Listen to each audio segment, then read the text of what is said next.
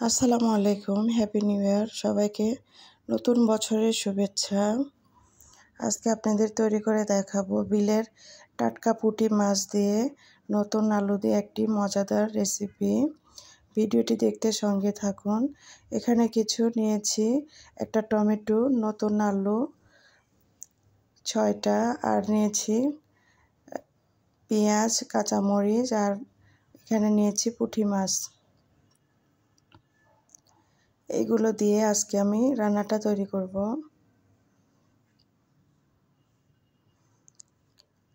এখন আমি এগুলো ভালোভাবে ধুয়ে পরিষ্কার করে কেটে নিয়েছি।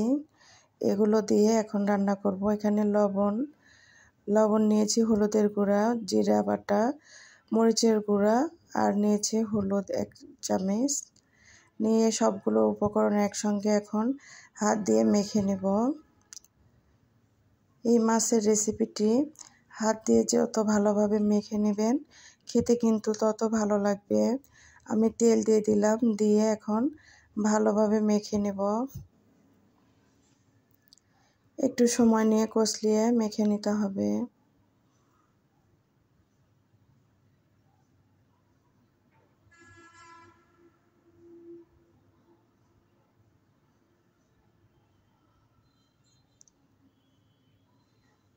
নতুন আলু যদিও খুব তাড়াতাড়ি সেদ্ধ হয়ে যায়, তারপরে একটু ভালোভাবে কষলিয়ে মেখে নিলাম। এখন পুঁটি মাছগুলো দিয়ে দিব, দিয়ে একটু নেড়ে চেড়ে নেব।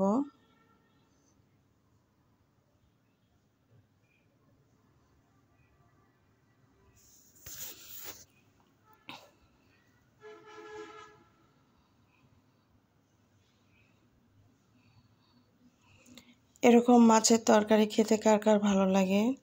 আমার তো অনেক ভালো লাগে খেতে। এখন আমি পানি দিয়ে দিলাম। খুব বেশি পানি দেওয়ার প্রয়োজন নেই, এরকম পানি দিলেই হয়ে যাবে।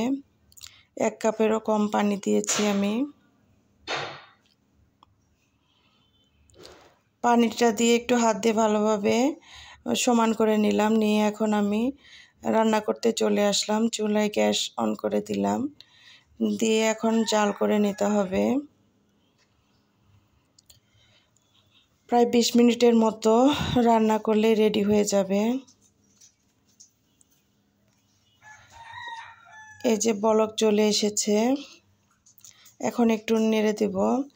এই মাছটা রান্না করার সময় কিন্তু বেশি নাড়া যাবে না, তাহলে মাছগুলো ভেঙে যাবে।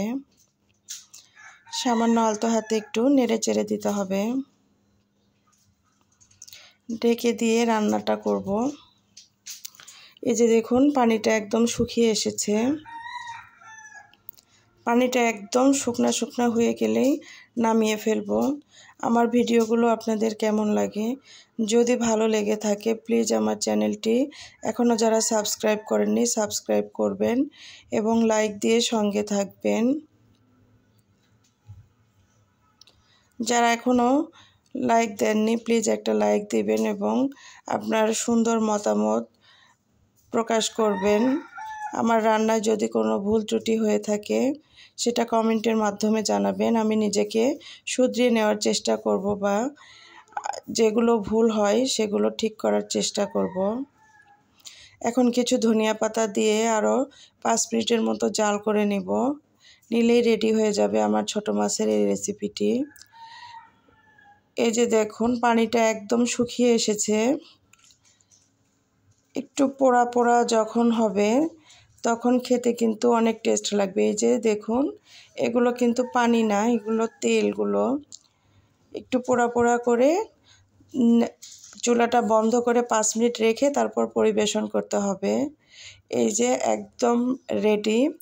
এখন গরম গরম 1 প্লেট ভাত নিন আর খেয়ে নিন। দেখেছেন মাশাআল্লাহ কত লোভনীয় হয়েছে। সবাইকে ধন্যবাদ।